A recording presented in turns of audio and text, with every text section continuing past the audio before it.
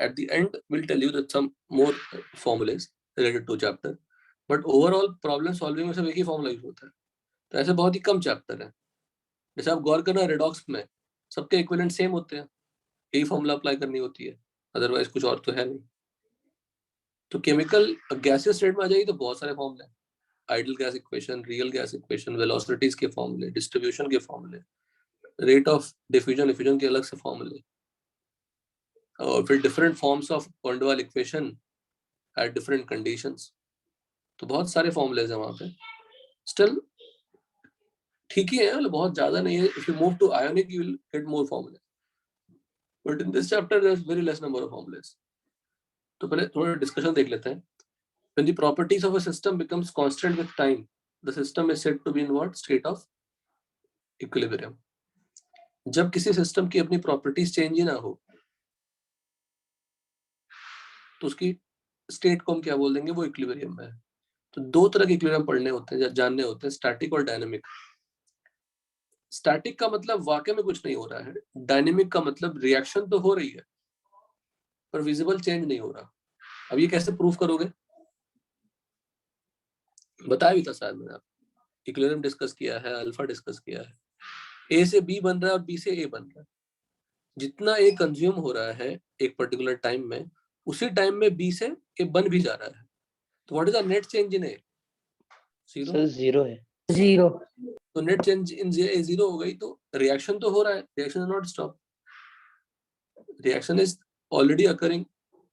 Still the observable properties are not changing, so that is known as dynamic equilibrium.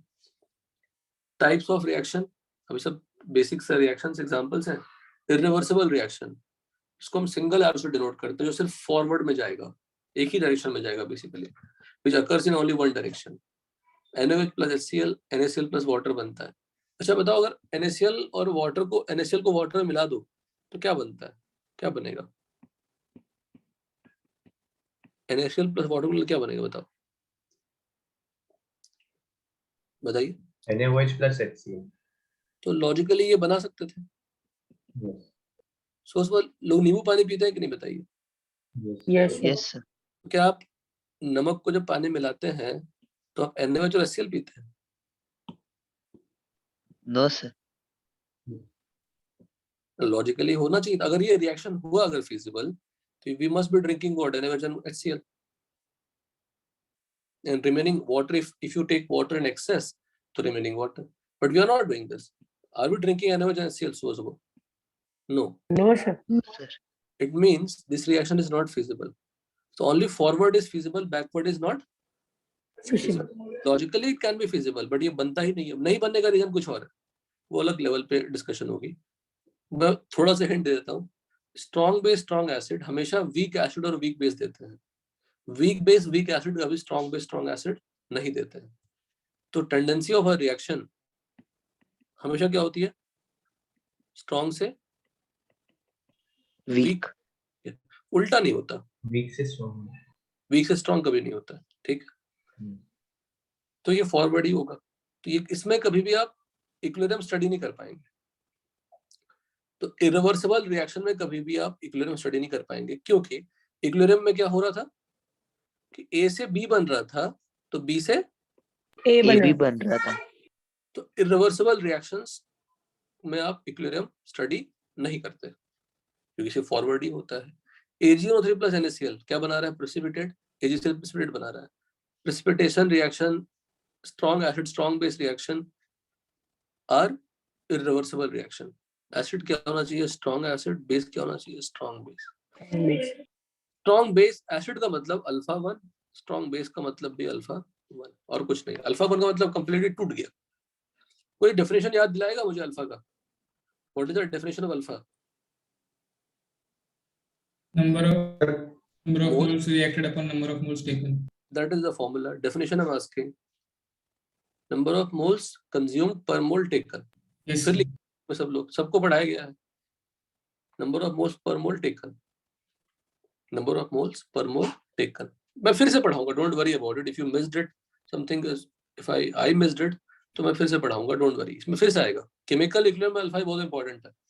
Alpha सब जगह important है क्योंकि वो reactions पे डिपेंडेंट है. तो रिवर्सिबल रिएक्शन में क्या एरो होगा, दोनों साइड में एरो होंगे, which occurs in both direction. तो अमोनिया, इससे रिलेटेड क्वेश्चन की थी क्या हमने सुमित? हाँ सर किया था। कौन सा क्वेश्चन था जिसमें अमोनिया का 6 ATM आ रहा था पर दिया कितना था? 3 ATM। हाँ तो बस हो गया वहीं से related. H2 plus I2 giving 2 HI. Only reversible reactions can attain equilibrium. A reversible reaction takes some time to attain equilibrium. Equilibrium can be attained from both forward and backward. इसका मतलब if I start with the A, मैं सिर्फ A start करूं तो finally मेरे system में क्या रहेगा? जब इक्विलिब्रियम आ जाएगा, हमने स्टार्ट किया सिर्फ A से, B नहीं है हमारे पास, तो फाइनली सिस्टम में क्या रहेगा? Think an answer. इक्विलिब्रियम में दोनों ही रहते हैं, इक्विलिब्रियम में दोनों ही रहते हैं, A और B दोनों रहेंगे। यस अगर मैं A से स्टार्ट करूं तो फाइनली सिस्टम में क्या रहेगा? दोनों रहेंगे। If I start with B, तब भी क्या रहेंगे? दोनों रहेंगे। दोनों ही रहेंगे। A से क्या बनेगा? B बनेगा, पर A कंप्लीटली कंज्यूम नहीं होगा। जैसे ही B बनेगा, B से फिर से क्या बनना स्टार्ट हो जाएगा? ए बन जाएगा। पर स्टार्टिंग में B क्या रहेगी? कम रहेगी, तो B का बनना क्या होगा? कम होगा। सॉरी, B का बनना स्टार्ट होगा, B का कंजम्पशन तो कम ही होगा ना। अगर आपने यस B लिया ही नहीं तो B कंज्यूम होगा क्या? No sir. B थोड़ा बना तो थोड़ा ही कंज्यूम होगा। तो जैसे जैसे B बनता जाएगा उसकी कंजम्पशन रेट बढ़ती जाएगी। एक समय ऐसा आएगा कि दोनों का कंजम्पशन नहीं, सेम हो जाएगा। Rate of change in consumption will be 0, और दोनों ही रहेंगे। If I start with A, I will get both of it. If I start with B, I will get both of it. तो when you try to attain the equilibrium, you can start with anything, reactant or product, you will get the equilibrium. अच्छा बताओ, अगर NH3 लिया और N2H2 बन गए, दोनों ही रहने वाले हैं, रिएक्टेंट भी रहने वाले हैं, प्रोडक्ट भी रहने वाले हैं, जब इक्विलिब्रियम आ जाएगा तो लिमिटिंग रिएजेंट की कॉन्सेप्ट कुछ होगी क्या इसमें? Will there be any concept of limiting reagent? No sir. No, because all the reactants and products are present in the container. सारी रिएक्टेंट थोड़ी थोड़ी बची रहेगी, सारा प्रोडक्ट थोड़ा थोड़ा बना हुआ रहेगा, कभी भी कोई भी रिएक्टेंट कंप्लीटली कंज्यूम नहीं होगी। So that's why there is no concept of limiting reagent in chemical equilibrium. But mole analysis is always useful. जितना कंज्यूम होगा उसी पे डिपेंडेंट क्या होगा? Product formation. Formation of precipitate is irreversible reaction between strong acid, वही जो mention था। A reaction involving gaseous components can only attain equilibrium when carried out in closed container. अब एक रिएक्शन हो रही है कंटेनर के अंदर और गैसेस बन रहे हैं। अगर ढक्कन खुली हो या आपने पिन होल कर दिया तो गैस बाहर निकल जाएगी, तो बैकवर्ड टेंडेंसी हो पाएगी क्या? बताइए। कंटेनर में गैस बन रहे हैं और गैस को अगर आपने बाहर निकाल दिया तो फिर से बैकवर्ड की टेंडेंसी हो पाएगी क्या? गैस तो बाहर निकल, लेकिन अगर गैस अंदर ही है तो फिर से वो बैक रिएक्शन शो कर सकता है। तो जब भी इक्विलिब्रियम की बात करो और गैसेस बन रहे हो या कंज्यूम हो रहे हो तो क्लोज कंटेनर होना जरूरी है। This is very very important point. Equilibrium can be attend from both forward and backward direction. तो अगर मैं ऐसा एरो लिखूं मतलब फॉरवर्ड है, ऐसा एरो लिखूं तो मतलब क्या है? बैकवर्ड। अच्छा, अगर मैंने ऐसा लिखा है बेटा, रिएक्शन ऐसा लिखा, सोचिएगा ध्यान से, हमारा क्या मोटिव है फॉर्म करने का? NH3 फॉर्म करने का मोटिव है या N2 और H2 फॉर्म करने का मोटिव? मोटिव क्या है हमारा? लिखा मैंने N2 because I want to form the product from the reactant. Our reactant is NH3, तो लेफ्ट हैंड साइड जो रहता है वो रिएक्टेंट होता है, राइट हैंड साइड जो रहता है वो प्रोडक्ट होता है। वो रिएक्शन की अपनी प्रॉपर्टी है कि वो बैकवर्ड शिफ्ट होकर फिर से अमोनिया बना रहा है। बट हमारा मोटिव क्या? अगर मैं ऐसा लिखा तो N2H2 फॉर्म करना। तो देखो छोटे छोटे कॉन्सेप्ट्स हैं, ऐसा बुक नहीं बोलेगा आपको, नोट्स नहीं बोलेगा। तो रिएक्टेंट कौन सी हमारी? लेफ्ट हैंड साइड रिएक्टेंट होता है, राइट हैंड साइड प्रोडक्ट होता है। हमारा बनाना मोटिव क्या होता है? N2H2। ठीक है। Once a reaction attains equilibrium, all the properties of reaction mixture becomes constant. अब देखिए एक बड़ा प्यारा सिंपल सा एग्जांपल है, कुछ लिखने की जरूरत नहीं है। N2 plus 3H2 लिया हमने, 4 मोल्स और 5 मोल्स लिए। N2 3 मोल्स लेफ्ट हुआ, और इसको मैं रब कर देता हूँ। N2 4 मोल्स था, 5 मोल्स लिया, अमोनिया 0 है। After some time 2 minutes, after passing of 2 minutes, N2 is 3 left, H2 is 2 left. How many moles of ammonia formed? Use mole concept to obtain the value. बहुत simple है।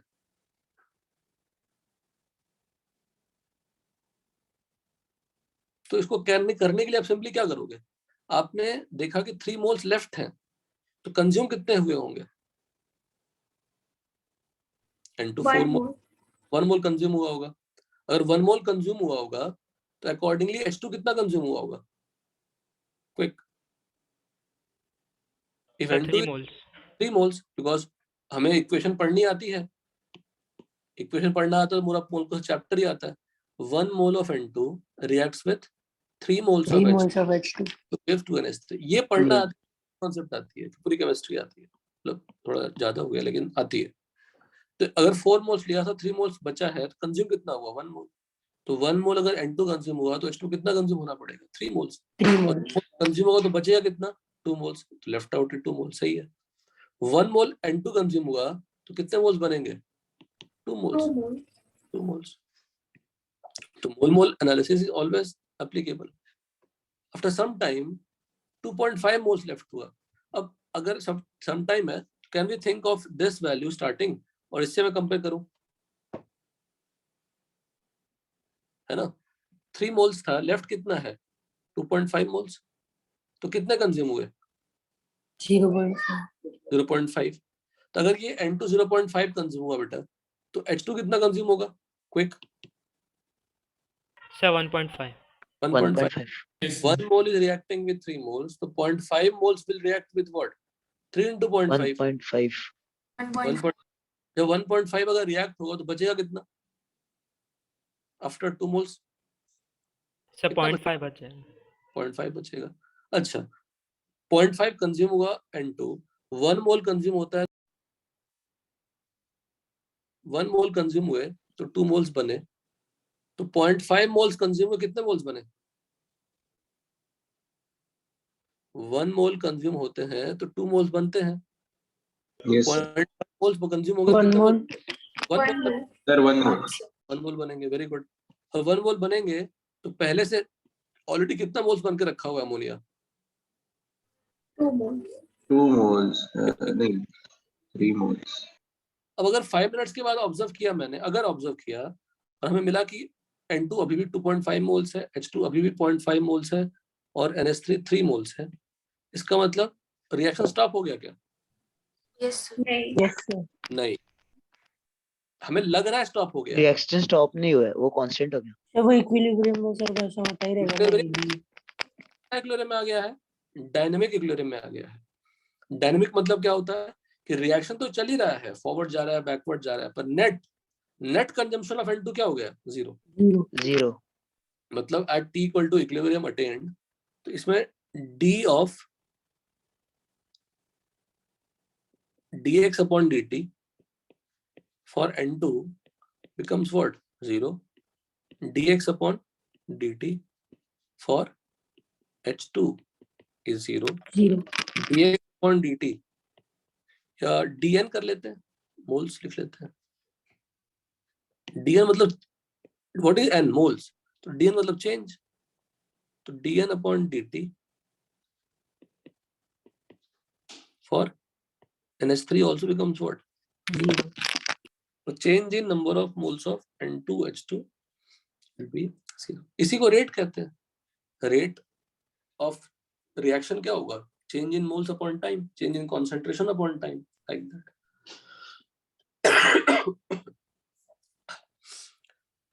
पर reaction तो रुका नहीं, reaction चल रहा है। अच्छा, रिएक्शन होने का जो रेशियो वो क्या होगा? वो हमेशा क्या मेंटेन रहेगा कि 1 mole of N2 3 moles of H2 के साथ रिएक्शन करेगा, या x moles of N2 will react with 3x moles of H2 always, all the time. At equilibrium, rate of forward equal to rate of backward reaction, forward direction equal to rate of backward direction, और rate of forward reaction equal to rate of backward reaction.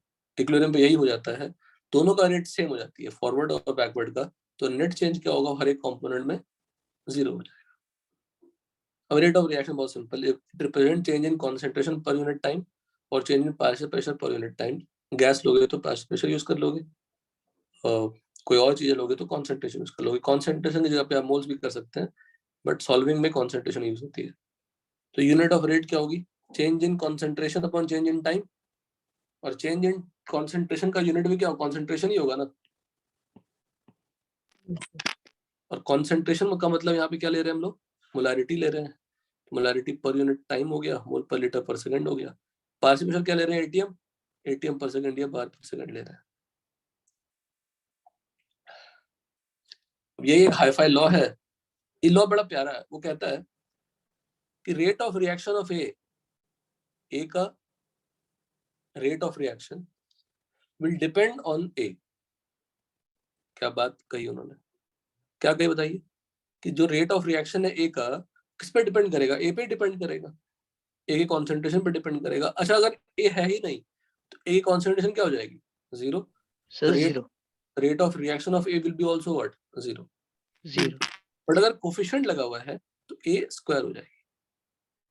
The rate of a reaction is directly proportional to the molar concentration of reactants raised to the power of the respective coefficient of balance reaction।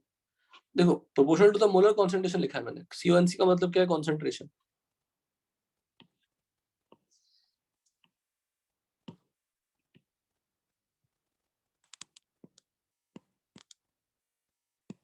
मतलब molarity की बात कर रहा है। Higher level पे उसी molarity को active mass कहते हैं। तो अगर एक्टिव मास पूछ रहा है तो वो मोलारिटी की ही बात कर रहा है, मोलारिटी की बात कर रहा है और पार्शियल प्रेशर की बात कर रहा है। सिंपल बेटा, रेट को हम concentration upon time, partial pressure upon time से डिनोट कर रहे हैं। तो जो रेट होगी वो कॉन्सेंट्रेशन या पार्शियल प्रेशर पे डिपेंड करेगी, raised to their coefficient of balance reaction.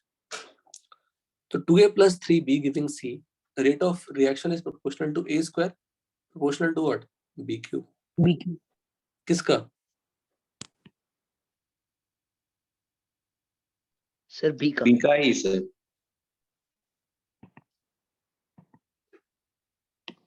एक मिनट। सर आपने हार्दिक को कुछ मतलब किया है उससे, उसने बोला कि देख उसका ऑडियो वर्क नहीं कर पा रहा, मतलब इश्यू बता रहा था। पता नहीं, मैंने कुछ नहीं किया, मैं किसी को क्यों तो तंग करूं। पता नहीं, उसने बाद में मैसेज किया मुझसे बाद में। नहीं अभी अभी हो गया सर। Okay okay. देखो यहाँ पे एक वर्ड मिस हुआ है, the rate of reaction, rate of reaction is directly proportional to the product of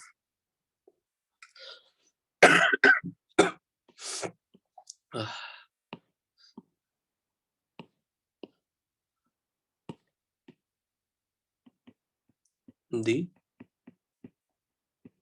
product of the molar concentrations, concentration of reactants raised to the power of respective coefficients। तो rate of reaction क्या लिखा हमने, a square, rate of reaction of b क्या लिखा, bq, rate of reaction क्या कर दिया हमने, a स्क्वायर इंटू bq, दोनों को मल्टीप्लाई, और प्रोपोर्शनलिटी हटाया तो k लगा दिया। k is a rate constant और वेलोसिटी कांस्टेंट और specific reaction rate, velocity constant कहते हैं और स्पेसिफिक रिएक्शन रेट कहते हैं। स्क्वायर ब्रैकेट का मतलब मोलारिटी, जो आपको बता चुके हैं पहले। For a balanced reversible reaction, अब आता है केमिकल इक्विलिब्रियम वाला, और फॉरवर्ड भी हो सकता है बैकवर्ड भी हो सकता है। तो रेट ऑफ फॉरवर्ड क्या होगा, a raise to a into b raise to b, proportionality हटाएंगे तो kf आ जाएगी। Rate of backward is kb into c raise to c d raise to d। At equilibrium दोनों रेट क्या होंगे, same, तो kf into a raise to a b raise to b equal to kb into c raise to c d raise to d। kf upon kb लाया तो c raise to d, d raise to d, a raise to a, b raise to b। kf upon kb को हम kc से denote करते हैं। kc is equilibrium constant, rate constant होगा kf and kb, सभी depend किस पे करते हैं, टेम्परेचर पे। लिखते हैं कॉन्सेंट्रेशन के टर्म्स में, फिर डिपेंड किस पे करता है ये? सिर्फ टेम्परेचर। 99% क्वेश्चन इसी पे बनते हैं। या फाइनली क्या लिखा हमने? Kc equal to C raised to C, D raised to D, A raised to A, B raised to B for reaction this. What is C? Concentration of C at equilibrium. क्योंकि rate हमने equal तभी किया है जब equilibrium आया होगा। तो जो भी कॉन्सेंट्रेशन यहाँ यूज कर रहे हैं वो कौन सी कॉन्सेंट्रेशन होगी? इक्विलिब्रियम की होगी। इक्विलिब्रियम। मैंने कहा कि सभी क्वेश्चन ऑलमोस्ट इसी पे बनते हैं। जैसे मैंने कहा केमिकल इक्विलिब्रियम का मतलब ये इक्वेशन हो गया। इसी को गोवा फिरा के लिखते रहिए 50 तरीके से। So Kc will be C raised to C, D raised to D, A raised to A, B raised to B for reaction this. Definitely balanced होगा। Balanced equation. Equilibrium constant depends only on temperature and stoichiometry of the reaction. K equilibrium will be independent of PV concentration. देखो यहाँ पे graph छोटा सा बना के रखा है। Starting with reactants only. अब मान लीजिए इस रिएक्शन में सिर्फ हमने रिएक्टेंट लिया, प्रोडक्ट नहीं लिया, तो can you tell me what is the value of rate of backward reaction? Product लिया ही नहीं। अगर प्रोडक्ट नहीं लिया तो सी और डी क्या हो जाएगी? 0। रेट ऑफ बैकवर्ड क्या होगा? 0। और रेट ऑफ फॉरवर्ड क्या होगा? ए और बी के कॉन्सेंट्रेशन डाल देंगे। पर जैसे जैसे टाइम पास होगा product will be formed and product start consuming. तो धीरे धीरे कौन सी रेट कम होगी? फॉरवर्ड वाली, बिकॉज ए और बी कंज्यूम हो रही है। और धीरे धीरे कौन सी रेट बढ़ेगी? बैकवर्ड वाली। तो वही ग्राफ है, बड़ा सिंपल सा ग्राफ है रेट वर्सेस टाइम का। RF decreases, RB increases. At some point of time, what is happening? Both rate becomes equal. Constant.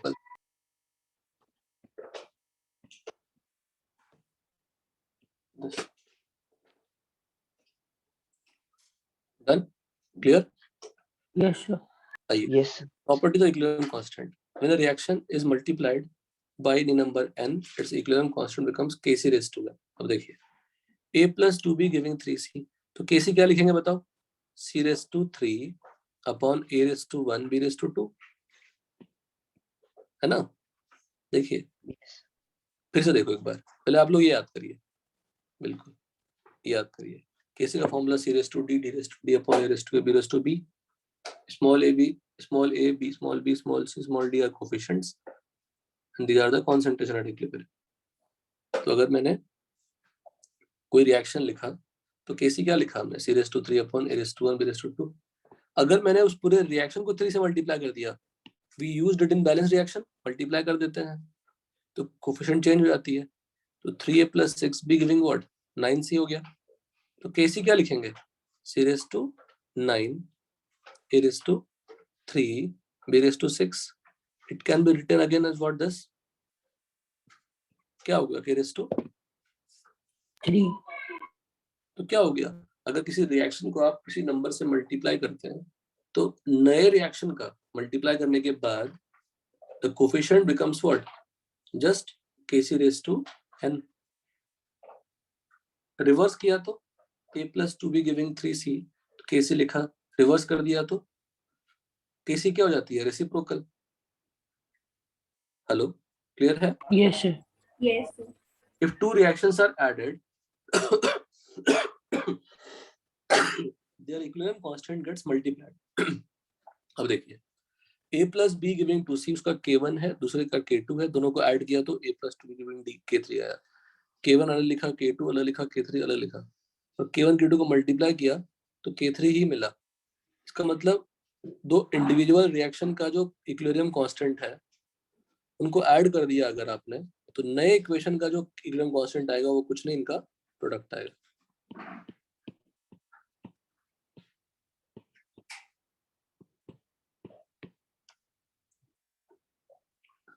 Similarly, if two reactions are subtracted, then their equilibrium constant will be divided. Divide हो जाएगी। Subtract कर लिया हमने, subtract करेंगे तभी तो b cancel हो जाएगी, पर c तो ऐड हो जाएगा ना, c अपोजिट साइड में है। हेलो, क्लियर है ये वाला पार्ट? Yes, sir. तो Yes, सब्ट्रैक्ट करेंगे तो इक्विलिब्रियम कांस्टेंट डिवाइड हो जाएगी, सिंपल। और डिग्री ऑफ डिसोसिएशन आपको समझाया हुआ था, यहाँ तक आपको समझाया हुआ था। अब पेज नंबर 9 तक कंप्लीट कर रखिएगा। कुछ 9 में कुछ नहीं है, किसी का फॉर्मूला आया बस नया और RF equal to RB declare यही आया। ठीक है सब लोग? सर जो Yes. ये सिर्फ जो नोट्स है, सिर्फ क्वेश्चन सॉल्विंग ही है और कुछ नहीं। हेलो सर, हाँ बताइए। ये जो अभी आपने बढ़ाया मतलब इक्विलिब्रियम का नोट्स वगैरह वो कहाँ से लिखना है? मैं आपको सब शेयर कर रहा हूँ ना। Okay sir. लिखे ना लिखे कुछ फर्क नहीं पड़ता, बस पढ़ लेना जरूर और फॉर्मूले याद कर लेना। हाँ sir. Okay chemical equilibrium is more about solving. और जो एग्जांपल्स थे स्टार्टिंग में, strong acid strong base reaction, precipitation reaction, examples of what, irreversible reaction, yes sir. वही सब कुछ पॉइंट्स हैं, पढ़ लेना, हो गया पूरा सेक्शन। चलिए थैंक्स बेटा। Bye sir.